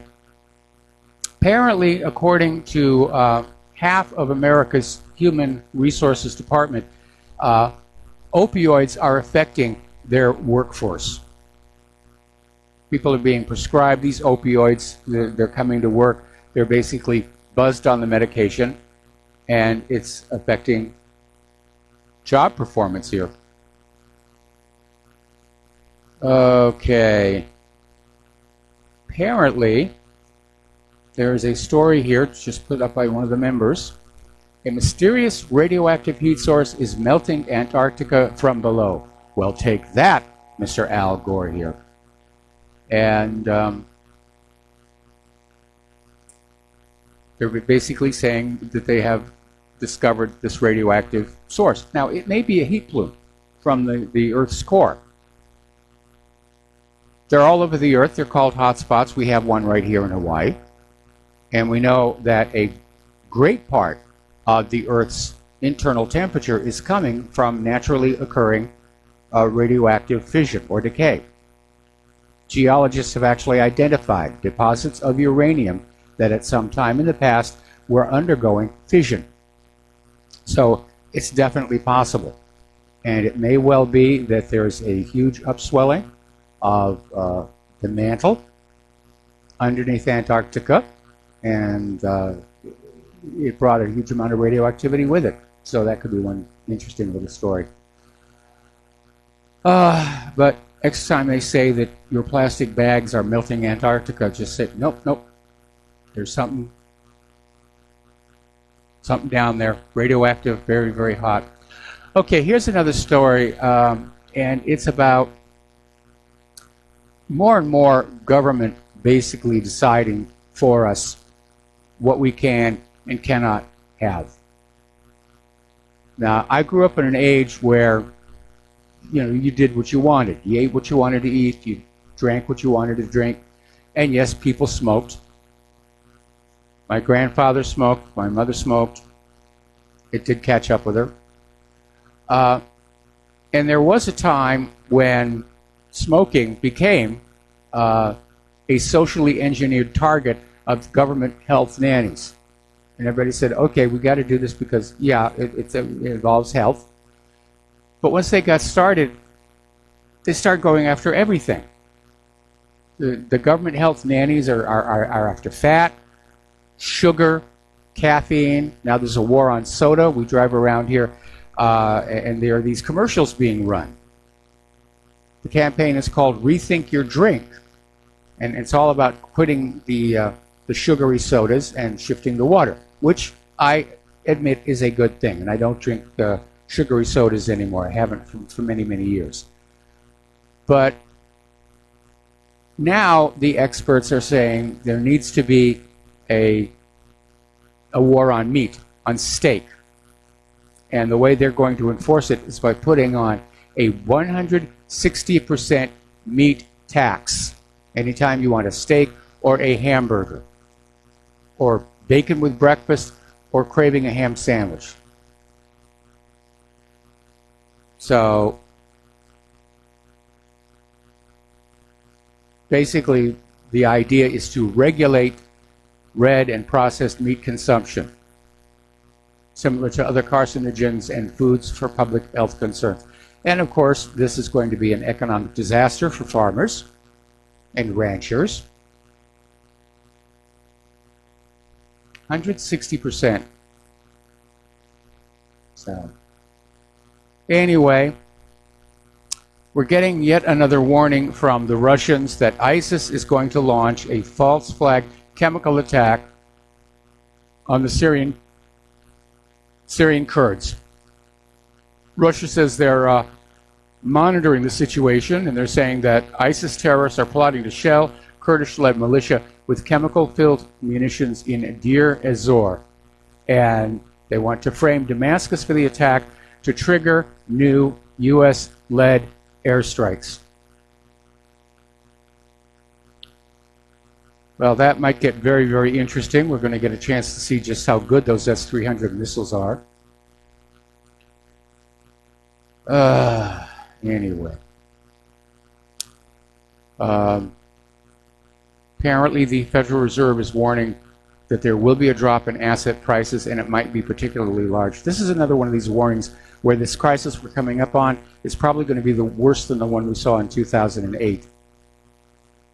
So, again, get yourself prepared for this. It's going to be a rough one. Germany's apparently implementing new internet hate speech crackdown. They're going to force social media sites to delete offensive content. Now the problem is, who gets to decide what is offensive? Because different people are offended by different things. There's absolutely nothing that you can say that will not offend somebody somewhere on this planet.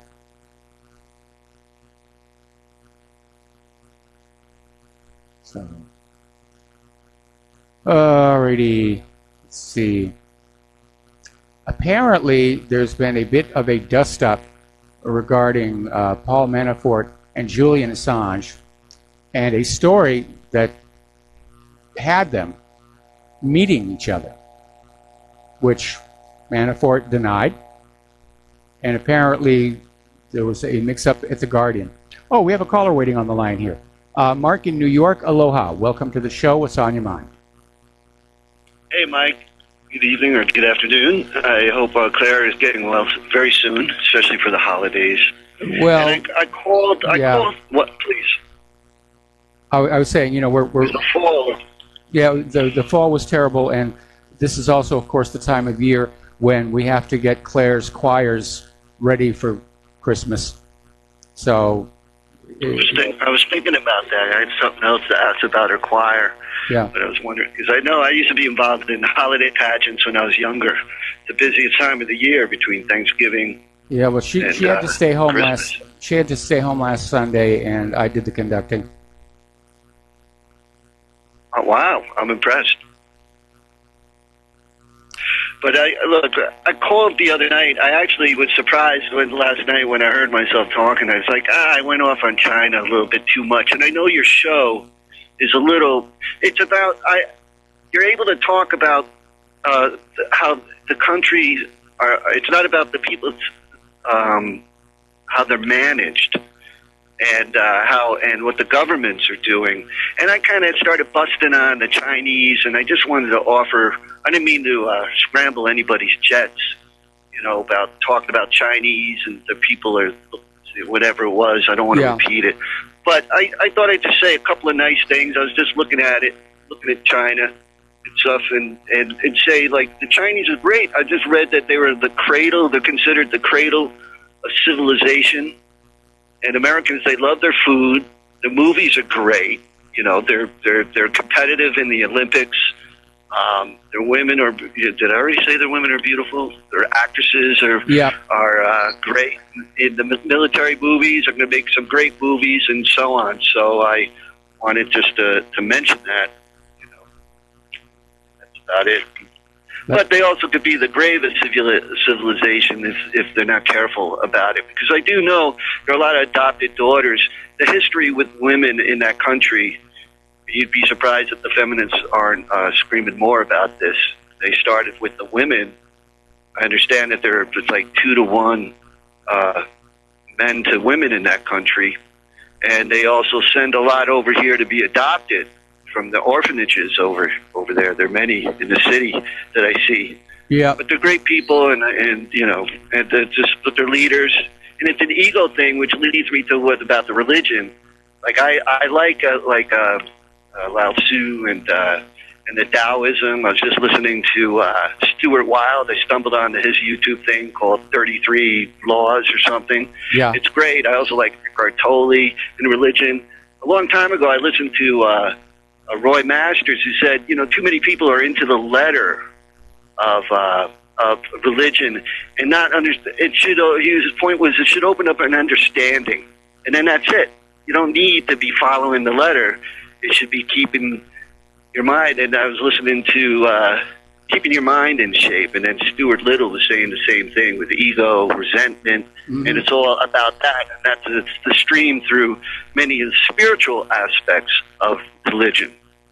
And religion to me is more today, it's like the dogma and the politics, which may be what's turning you off.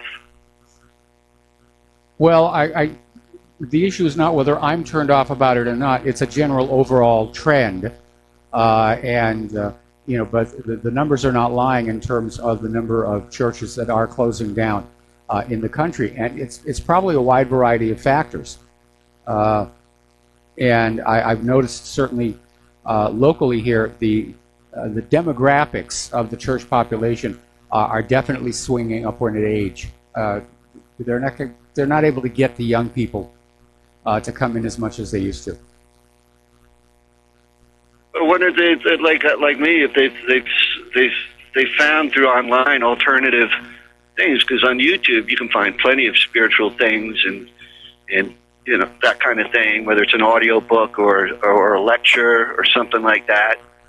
So the churches, but it is the togetherness at a church, the community that you get from any church is, I think, can be valuable. That's what Claire values most about her church. And so did I in the past somewhat. But some of these churches, they're a little stiffer, and the people are, you can tell they're not really, it's not all about the spiritualism. It's something else that they're filling themselves. But I don't want to judge. That's another thing. Next to being resentful is judging and everything else like that. But another thing I heard, I wasn't making a point, though, and just one other point about the California thing that I meant the other night, that if you take away California in the 2016 election, the voting is pretty much Trump won. But with California, that gave him the popular vote. That pushed him over that popular vote for 3 million. That the media keeps saying he won the popular vote. But without California, everything would be in Trump's favor. I think you've got it kind of backwards. Hillary Clinton won the popular vote. Trump won through the Electoral College. And the big issue is how many illegals voted. Because we know that a lot of people The Democrats weren't even trying to hide it during the midterms. They were just bringing them in and just cranking out the votes as fast as they could. But the sanctuary city, like even every town, I just started getting on a rant around here in my town about, I went to pay a parking ticket, and I go in there, and this is the first time I've ever been in there. They have a Spanish-speaking Okay, unfortunately, interpreter. Mark, I got to let you go. We got to take a break for commercials, and we'll be back with the last segment of our program after these few words. And aloha, America. Welcome back to our show. Last segment of our program today here, and this political correctness stuff has really gone over the top. Apparently, according to fantasy author Andy Duncan, J.R.R. Tolkien was racist because he created this universe of Middle Earth where there were obviously some groups of creatures who were better than others. Elves at the top, orcs at the bottom. That's racist. It's promoting racism. I think this is just plain silly. This stuff is just plain silly. Now, you need to understand the historical context. J.R.R. Tolkien got started writing, creating these little short stories and drawings to send to his son, who was serving in the military and appreciated the entertainment. He shared them with his fellow soldiers. And that's where Tolkien's reputation had got started. And was the Father Christmas letters. So after the war was all over, he started working, first of all, on The Hobbit, and then beyond that, of course, his much larger work, The Lord of the Rings, which was a more or less metaphorical retelling of World War II. And yes, in war, there are the good guys, there are the bad guys. And it just seems in this day and age, liberalism has just reached a point where everything is being criticized, not for what it says, but how it says it. Can't say White Christmas. Oh, and by the way, I got an email from somebody up in Canada who says, yes, it's snowing up there right now, and yes, the snow is white. Deal with it. Mother Nature is racist. Who knew all this time? So it's almost like we're being distracted from thinking about important things by having our heads loaded up with all of this nonsense. We're being told that we have to be, on guard about what we're saying. We've got to take care of other people's feelings. We can't touch. We can't. I think it's just keeping us busy, giddy. Shakespeare wrote it in Henry IV Parts 2. Make it your business to keep giddy minds busy. Keep the ordinary people just totally taken up with useless paperwork, regulatory compliance, so they don't think too much about what's going on. And as we are getting closer and closer to what appears to be a global war, we need to start paying attention. We really, really do need to start paying attention to what is going on around us in the world. Stop having such thin skin about things like Merry Christmas. All right, there's the music. Time for me to get on out of here. And stay tuned for John Stadmiller. I'm sure he's got lots of interesting things to share with you. Please donate to Republic Broadcasting. And please take what you learn here and share it with everybody that you know. We'll be back tomorrow. Aloha, America.